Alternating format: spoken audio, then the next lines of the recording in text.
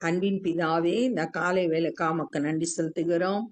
ஆண்டவரே, உம்முடைய இரத்தத்தினால பாவ மன்னிப்பாகிய மீட்பு உண்டாயிருக்கிறது என்று வேத வசனம் சொல்லுகிறபடி, ஆண்டவரே, உம்முடைய இரத்தத்தினால எங்களை கழுவி சுத்திகரித்து, ஆண்டவரே, எங்களுடைய பாவங்கள் எல்லாம் மன்னிக்கப்படுகிறதற்காய் உம்மை ஸ்தோத்தரிக்கிறோம். எங்களை சுத்திகரிக்கிற விலையேறப்பெற்ற அந்த இரத்தத்திற்காய் உம்மை துதிக்கிறோம், ஸ்தோத்தரிக்கிறோம். ஆண்டவரே, உம்முடைய இரத்த கோட்டைக்குள்ளாய் எங்க ஒவ்வொருவரையும் மறைத்து பாதுகாத்து கொள்ளுங்க. எல்லா தீமைக்கும் எங்களை விலக்கி காத்து கொள்ளுங்க. இந்த நாளில் வேத தியானத்தை எங்களுக்கு ஆசீர்வாதத்தை தாங்க. நீங்க எங்க கூட பேசுங்க. நேசிக்கிற இயேசு கிறிஸ்துவின் இனிய நாமத்தில் கேட்கிறோம் பிதாவே, ஆமே. அப்போஸ்தலர் 21வது அதிகாரம் 15வது வசனம். அந்த நாட்களுக்கு பின்பு நாங்கள் பிரயாண சாமான்களை ஆயத்தம் பண்ணி கொண்டு எருசலேமுக்கு போனோம். முந்தின வசனங்கள்ல பாக்குறோம், எருசலேமுக்கு போக வேண்டாம், அங்க ஆபத்து இருக்கு அப்படின்னு சொல்லிட்டு உடன் ஊழியர்களும் சொன்னாங்க. அவங்க இருந்த அந்த தீரு பட்டணத்துல இருக்கிற மக்களும் சொல்லி பார்த்தாங்க. செசரியா பட்டணத்துல இருக்கிற மக்களும் சொல்லி பார்த்தாங்க, சீஷர்களும் சொன்னாங்க. ஆனா பவுல் இல்ல, நான் கர்த்தருக்காக மரிக்கவும் ஆயத்தம் அப்படின்னு சொன்னதுனால தேவ சித்தம் நிறைவேறும்படியா ஒப்பு கொடுத்து அமைதியாயிட்டாங்க. இப்ப எருசலேமுக்கு பிரயாணப்படுறாங்க. அதற்குரிய ஜாமான்லாம் ஆயத்தம் பண்ணி பவுலும் அவரோடு கூட உடன் ஊழியர்களும் கிளம்புறாங்க. செசரியா பட்டணத்தில் உள்ள சீஷரில் சிலர் எங்களுடனே கூட வந்ததும் அன்றி, சீப்ரு தீவானாகிய மினாசோன் என்னும் பழைய சீஷனிடத்திலே நாங்கள் தங்கும்படி அவனையும் தங்களோடே கூட்டிக் கொண்டு வந்தார்கள். செசரியா பட்டணத்திலிருந்து ஒரு சில சீஷர்களும் எங்க கூட வந்தாங்க எருசலேமுக்கு. அதோட சீப்ரு தீவானாகிய மினாசோன் அவன் வீட்டுல தங்கி இருக்கும்படியா அவனும் எங்க கூட வந்தான். இவங்கள தன்னுடைய வீட்டுல ஏற்றுக்கொண்டு தங்கி இருக்கிறதுக்காக அவனையும் கூட்டிட்டு வராங்க. நாங்கள் எருசலேமுக்கு வந்த போது சகோதரர் எங்களை சந்தோஷமா ஏற்றுக்கொண்டார்கள். சகோதரர் நீங்க சொல்றது விசுவாசிகள், அப்போஸ்தலர்கள், எருசலேம்ல இருந்த சபையார். அவங்க இவங்களை பவுலையும் உடன் ஊழியர்களையும் ஏற்றுக்கொண்டார்கள். மறுநாளிலே பவுல் எங்களை கூட்டிக் கொண்டு யாக்கோபின் இடத்திற்கு போனான். யாக்கோபு தான் எருசலேம்ல இருக்க சபையோட மூப்பர், தலைவர். அதனால அவர்கிட்ட கூட்டிட்டு போறாங்க. மூப்பர் எல்லாரும் அங்கே கூடி வந்தார்கள். அதோடு சேர்ந்து மற்ற மூப்பர்களும் சபை தலைவர்களும் கூடி வர்றாங்க. அவர்களை அவன் வினவி, முதல்ல பவுல் அவங்கள விசாரிக்கிறாரு. தன் ஊழியத்தினாலே தேவன் புறஜாதிகளிடத்தில் செய்தவைகளை ஒவ்வொன்றாய் விவரித்து சொன்னான். தன்னுடைய மிஷனரி பயணத்துல பவுல் எப்படி புறஜாதியினருக்கு தேவன் என்னென்ன செய்தார் அப்படின்னு சொல்லிட்டு விவரித்து சொன்னார். அநேகர் பவுலோட ஊழியத்தின் மூலம் இயேசு கிறிஸ்துவை ஏற்றுக்கொண்டு சபைகள் பல பட்டணங்கள்ல உருவானத அவர் விவரித்து சொல்கிறார். அதை அவர்கள் கேட்டு கர்த்தரை மகிமைப்படுத்தினார்கள். இதெல்லாம் கேட்ட யாக்கோபும் அவரோடு கூட இருந்த மற்ற மூப்பர்களும் ரொம்ப சந்தோஷப்பட்டு கர்த்தருக்கு மகிமையே செலுத்தினாங்க. பின்பு அவர்கள் அவனை நோக்கி, சகோதரனே, யூதர்களுக்குள்ளே அநேகமாயிரம் பேர் விசுவாசிகளாயிருக்கிறதை பார்க்கிறீரே. நிறைய யூதர்கள் இயேசு கிறிஸ்துவை ஏற்றுக்கொண்டு இயேசு கிறிஸ்துவை விசுவாசிக்கிறாங்க. அவர்கள் எல்லாரும் நியாய பிரமாணத்துக்காக வைராக்கியம் உள்ளவர்களாய் இருக்கிறார்கள். இயேசு கிறிஸ்துவை ஏற்றுக்கொண்ட போதிலும் யூதர்களாய் இருந்ததுனால பழைய முறைமையின்படி நியாய பிரமாணத்தின் மேல பக்தி வைராக்கியம் உள்ளவர்களா இருக்காங்க. அதை கை கொள்ளணும்ன்றதுல ரொம்ப கவனமா இருக்காங்க. புறஜாதிகளிடத்தில் இருக்கிற யூதர் எல்லாரும் தங்கள் பிள்ளைகளுக்கு விருத்த சேதனம் பண்ணவும். புறஜாதிகளிடத்தில் இருக்கிற யூதர் எல்லாரும் தங்களோட பிள்ளைகளுக்கு விருத்த சேதனம் பண்ணணும், முறைமைகளின்படி நடக்கவும் வேண்டியதில்லை என்று நீர் சொல்லி, விருத்த சேதனம் பிள்ளைகளுக்கு பண்ண வேண்டியதில்லை, நியாயப்பிரமாணத்தின்படி நடக்க வேண்டியதில்லை அப்படின்னு நீ சொல்லி இவ்விதமாய் அவர்களை மோசேயை விட்டு பிரிந்து போகும்படி போதிக்கிறீர் என்று இவர்கள் உம்மை குறித்து கேள்விப்பட்டிருக்கிறார்கள். மோசே விட்டு, ஏன்னா மோசே மூலம்தான் நியாயப்பிரமாணம் கொடுக்கப்பட்டது. அப்ப இந்த நியாயப்பிரமாணத்தை கை கொள்ள வேண்டியதில்லைன்னு சொல்றதுனால, விருத்த சேதனம் பண்ண வேண்டியதில்லை அப்படின்னு சொல்றதுனால நீர் மோசே விட்டு பிரிந்து போகும்படி போதிக்கிறீர் என்று பவுல் மேல அவங்க ஏற்கனவே குற்றம் சாட்டினத கேள்விப்பட்டிருக்காங்க. இப்பொழுது செய்ய வேண்டியது என்ன? சரி, ஏற்கனவே அவங்க கேள்விப்பட்டிருக்கிறதுனால இப்ப நம்ம என்ன செய்யணும் அப்படின்ற சொல்லி கேக்குறாங்க. நீர் வந்திருக்கிறீர் என்று இவர்கள் கேள்விப்பட்டு, எருசலேம்ல இருக்க யூதர்களுக்கு தெரிஞ்சிருக்கு பவுல் எருசலேமுக்கு வந்திருக்காரு. நிச்சயமாய் கூட்டம் கூடுவார்கள், அந்த யூதர்கள் எல்லாம் கூட்டம் கூடுவார்கள். ஆகையால் நாங்கள் உமக்கு சொல்லுகிறபடி நீர் செய்ய வேண்டும். இந்த எருசலேம்ல இருக்க தலைவர்கள் பவுலுக்கு சொல்றாங்க, அவங்க எல்லாம் உமக்கு விரோதமா கூட்டம் கூடுவாங்க, அதனால நாங்க சொல்றத நீங்க செய்யணும் அப்படின்னு சொல்லிட்டு சொல்றாங்க. அது என்னவென்றால், பிரார்த்தனை பண்ணி கொண்டவர்களாகிய 4 பேர் எங்களிடத்தில் இருக்கிறார்கள். பிரார்த்தனை பண்ணி கொண்டவர்கள் அப்படின்னு இங்க சொல்றது, 4 பேர் நசரேய விரதம் இருக்கும்படியா தீர்மானம் பண்ணியிருக்காங்க. இந்த நசரேய விரதத்தை குறித்து என்னாகமம் 6ஆவது அதிகாரம் 1-21 வசனம் வரைக்கும் இருக்கு. அந்த நசரேய விரதம் இருக்கிற நாட்கள்ல முடி வெட்டக்கூடாது, திராட்சரசம் பானம் பண்ணக்கூடாது, தீட்டானதை தொடக்கூடாது, மரித்த பிணத்தை தொடக்கூடாது. இந்த நசரேய விரதம் முடிச்ச பிறகு தங்களுடைய முடிய கட் பண்ணி அக்கினியில போட்டுறணும். அதுக்கப்புறம் சர்வாங்க தகன பலி, பாவ நிவாரண பலி, அந்த பலியெல்லாம் செலுத்தி அந்த இதை முடிக்கணும். அந்த மாதிரி 4 பேரு எங்களிடத்தில் அந்த நசரேய விரதம் இருக்கும்படி பிரார்த்தனை பண்ணி கொண்டாங்க. அவர்களை நீர் சேர்த்து கொண்டு அவர்களுடனே கூட சுத்திகரிப்பு செய்து கொண்டு, அந்த நாட்கள்ல அவங்க அந்த சுத்திகரிக்கிற ஜலத்தினால தங்களை சுத்திகரித்து கொள்ளணும். 2வது நாளும் 7வது நாளும் சுத்திகரித்து கொள்ளணும் அப்படின்னு சொல்லப்பட்டிருக்கு அந்த பகுதியில. அந்த மாதிரி சுத்திகரிப்பு செய்து அவர்கள் தலை சவரம் பண்ணி கொள்கிறதுக்கு செல்லுமானதை செலவு செய்யும்.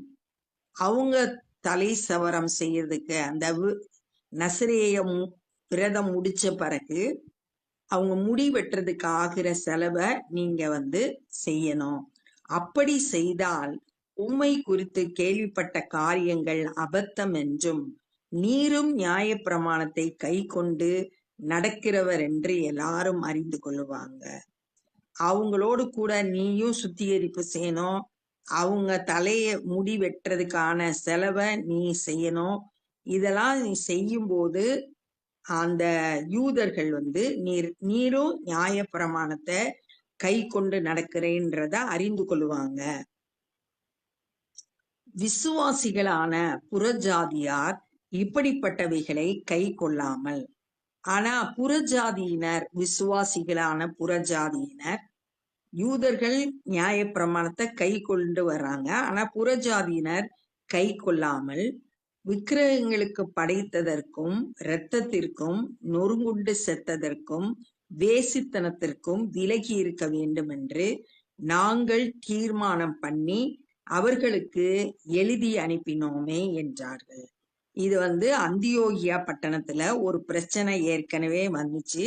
இது அப்போஸ்தலர் 15வது அதிகாரத்துல நம்ம வாசிக்கிறோம். அப்ப அந்த பட்டணத்துல விருத்த சேதனம் பண்ணணும் அப்படின்னு சொல்லிட்டு யூதர்கள் சொன்னாங்க. ஆனா பவுலுக்கு நல்லா தெரியும், விருத்த சேதனத்தினால ரட்சிப்பு கிடையாது. இயேசு கிறிஸ்துவை விசுவாசிக்கிறதன் மூலம் நம்ம கிருபையினால விசுவாசத்தை கொண்டு ரட்சிக்கப்படுறோம் அப்படின்றது பவுலுக்கு நல்லா தெரியும்.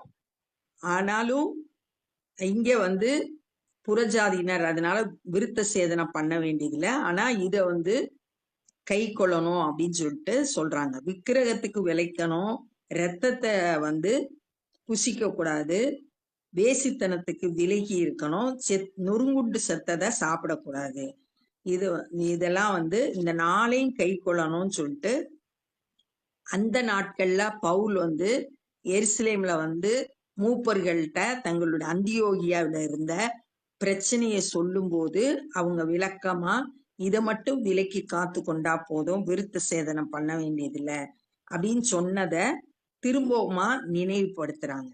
அப்பொழுது பவுல் அந்த மனுஷரை சேர்த்து கொண்டு, அந்த மனுஷரை இந்த 4 மனுஷரை 23வது வசனத்துல சொல்லப்பட்டிருக்க அந்த 4 மனுஷரை சேர்த்து கொண்டு, இந்த தலைவர்கள் சொல்லுகிற வார்த்தைக்கு பவுல் அப்படியே கீழ்ப்படுகிறார்.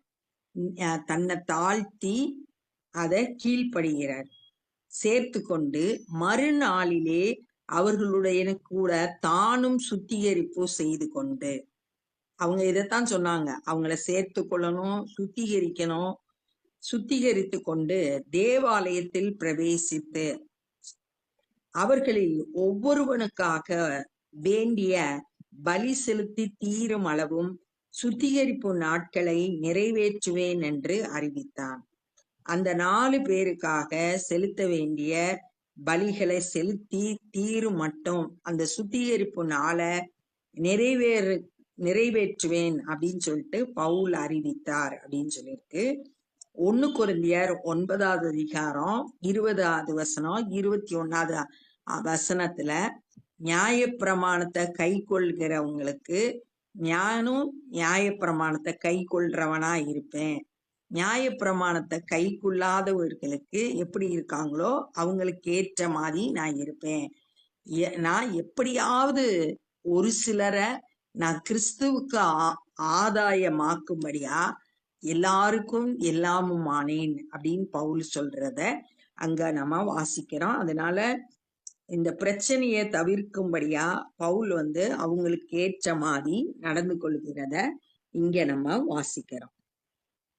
அந்த 7 நாட்களும் நிறைவேறி வருகையில் ஆசியா நாட்டிலிருந்து வந்த யூதர்கள் அவனை தேவாலயத்திலே கண்டு, இந்த சுத்திகரிப்பு நாட்கள்லாம் முடிந்து வர்ற நேரத்துல ஆசியா நாட்டுல இருந்து யூதர்கள், எபேசு பட்டணத்துல இருந்து யூதர்கள் தேவாலயத்துல, எருசலேமில் தேவாலயத்துல பவுல் இருக்கிறத கண்டு ஜனங்கள் எல்லாரையும் எடுத்து விட்டு அவன் மேல் கை போட்டு, இஸ்ரவேலரே உதவி செய்யுங்கள், நம்முடைய ஜனத்திற்கும் வேத பிரமாணத்திற்கும் இந்த ஸ்தலத்திற்கும் விரோதமாக எங்கும் எல்லாருக்கும் போதித்து வருகிறவன் இவன்தான். பவுல குறித்து என்ன சொல்றான்னா, நம்முடைய ஜனத்திற்கும் யூதர்களுக்கு எதிரா இவன் பேசுறான், வேத பிரமாணத்திற்கு நியாய பிரமாணத்துக்கு எதிரா செயல்படுறான், இந்த ஸ்தலத்துக்கு விரோதமாகவும் இந்த தேவாலயத்துக்கு விரோதமாகவும் எங்கும் எல்லாருக்கும் போதித்து வருகிறவன் இவன்தான். இவன்தான் எல்லா இடத்திலையும் போதித்து வருகிறான்.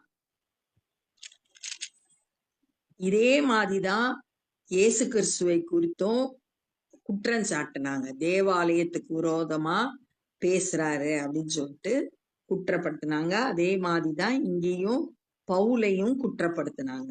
இந்த தேவாலயத்திற்குள்ளே கிரேக்கரையும் கூட்டி கொண்டு இந்த பரிசுத்த ஸ்தலத்தை தீட்டுப்படுத்தினான். இவன் தேவாலயத்துக்குள்ள புறஜாதியினர் உள்ள நுழையக்கூடாது, ஆனா இவன் வந்து கிரேக்கரை சபைக்குள்ள கூட்டிட்டு வந்து ஆலயத்துக்குள்ள கூட்டிட்டு வந்து ஆலயத்தை தீட்டுப்படுத்துகிறான் அப்படின்னு சொல்லிட்டு என்று சத்தமிட்டார்கள். அவங்க எல்லாம் கூடி பவுலுக்கு எதிரா குற்றம் சாட்டி இங்க சொல்றத நம்ம இங்க பாக்குறோம். அப்ப இந்த நாள்ல நம்ம என்ன தியானிச்சோம் அப்படின்னா, பவுல் வந்து எருசலேமுக்கு கிளம்பி போறத பார்த்தோம். நேரா அப்போஸ்தலர்களிடத்துல போறாரு. யாக்கோபும் அவனோடு சேர்ந்து ஒரு சில மூப்பர்களும் கூடி வந்தாங்க. அப்ப பவுல் வந்து தன்னை கொண்டு தேவன் புறஜாதிகளிடத்துல எப்படி சுவிசேஷம் அறிவிக்கப்பட்டதுன்றத விளக்கி சொல்றாரு. அப்ப அந்த மூப்பர்கள் சொல்றாங்க, இங்க இருக்கிற யூதர்கள் வந்து இயேசு கிறிஸ்துவை விசுவாசிக்கிறாங்க. ஆனா அவங்க நியாய பிரமாணத்துல பக்தி வைராக்கியம் உள்ளவர்களா இருக்காங்க. அவங்க ஏற்கனவே கேள்விப்பட்டிருக்காங்க பவுல் வந்து நியாய பிரமாணத்துக்கு எதிரா பிள்ளைகள் விருத்த சேதனம் பண்ணக்கூடாது அப்படின்னு சொல்றாரு. மோசையை விட்டு நம்மளை பிரிந்து போகும்படி போதிக்கிறாரு. நியாய பிரமாணத்தை கை கொள்ள வேண்டியதில்லைன்னு போதிக்கிறான்னு கேள்விப்பட்டிருக்காங்க. அதனால நிச்சயமா நீங்க வந்ததை அறிந்து அவங்க எல்லாம் கூட்டம் கூடுவாங்க. அதனால நாங்க சொல்றபடி நீ நடக்கணும் அப்படின்னு சொல்றாங்க. என்ன சொன்னாங்கன்னா, 4 பேர் வந்து பிரார்த்தனை பண்ணி கொண்டவர்களாகிய 4 பேர் அப்படின்னா, நசரேய விரதம் இருக்கிற 4 பேரை சேர்த்து கொண்டு அவங்களோடு சேர்ந்து சுத்திகரிப்பு செய்து அவங்க தலை சவரன் செய்யறதுக்கான செலுத்த வேண்டிய தொகையை நீர் செலுத்தும். அப்ப நியாய பிரமாணத்தை நீர் கை கொள்கிறீன்னு அறிந்து கொள்வாங்க. ஆனா புறஜாதியினர் விருத்த சேதனம் பண்ண வேண்டியதுல விக்கிரகத்துக்கு, இரத்தத்துக்கு, நெருங்குண்டு செத்ததுக்கு, வேசித்தனத்துக்கு விலக்கி தங்களை காத்து கொள்ளணும் அப்படின்னு சொல்லிட்டு சொல்றாங்க. பவுல் அவங்க சொன்ன வார்த்தையை ஏற்றுக்கொண்டு அந்த 4 பேரோட சேர்ந்து சுத்திகரிப்பு செய்து தேவாலயத்துக்குள்ள போய் அங்க பலி செலுத்தி அந்த சுத்திகரிப்பு நாளை நிறைவேற்றினாங்க. ஆசியா நாட்டில இருந்து யூதர்கள் வந்து ஜெப ஆலயத்தில் தேவாலயத்துல பவுல் இருக்கத கண்டு ஜனங்களை எல்லாம் கூட்டி சேர்த்து, இவன் தான் வந்து நம்முடைய ஜனங்களுக்கும் வேத பிரமாணத்துக்கும் இந்த ஆலயத்துக்கும் எதிரா போதித்து வர்றான்.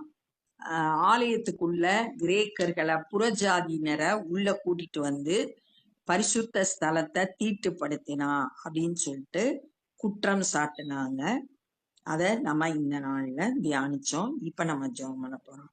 அன்பின் பிதாவே, இந்த நாள்ல நாங்க கற்றுக்கொண்ட அந்த வேத பகுதிக்காய் நன்றி செலுத்துகிறோம். ஆண்டவரே, பவுல் ஆண்டவரே, தலைவர்கள் சொன்ன ஆண்டவரே, எல்லா சபையின் மூப்பர்கள் சொன்ன காரியத்துக்கு உடனே கீழ்ப்படிந்து அதை செயல்படுத்துகிறத இந்த நாள்ல நாங்க தியானித்தோம். அப்படிப்பட்ட மனத்தாழ்மையை எங்க ஒவ்வொருவருக்கும் தந்தருளுங்க. ஒருவருக்கொருவர் கீழ்ப்படிந்திருங்கள் என்று கற்றுக் கொடுத்தீர். உம்முடைய வார்த்தையின்படி வாழ எங்களுக்கு கிருபை செய்யுங்க. ஆண்டவரே, மை துதிக்கிறோம். விக்கிரகத்துக்கு படைத்தது, ரத்தம், நொறுங்குண்டு செத்தது, வேசித்தனத்திற்கு இதற்கெல்லாம் விலக்கி எங்களை காத்துக்கொள்ள எங்க ஒவ்வொருவருக்கும் கிருபை தந்து வழி நடத்துங்க. பரிசுத்தமாகிறவர்கள் இன்னும் பரிசுத்தமாகட்டும் என்று சொன்னீர். ஆண்டவரே, ஒவ்வொரு நாளும் நாங்க பரிசுத்தத்துல வளர்கிறவர்களாய் காணப்பட கிருபை செய்யுங்க. உம்மை போல மாற உதவி செய்யுங்க. சுவிசேஷ பணியை செய்கிறவங்களை கரத்தில் எடுத்து பயன்படுத்துங்க. அநேகர் இந்த நாள்ல உம்மை விசுவாசித்து ரட்சிக்கப்பட கிருபை செய்யுங்க. எல்லா துதி கன மகிமையும் மக்கே செலுத்துகிறோம். நேசிக்கிற இயேசு கிறிஸ்துவின் இனிய நாமத்தில் கேட்கிறோம் பிதாவே, ஆமென். என் ஆத்துமாவே கர்த்தரை ஸ்தோத்திரி, என் முழு உலமே பரிசுத்த நாமத்தை ஸ்தோத்திரி. என் ஆத்துமாவே கர்த்தரை ஸ்தோத்திரி, கர்த்தர் செய்த சகல உபகாரங்களை மறவாதே. ஆமென். God bless you.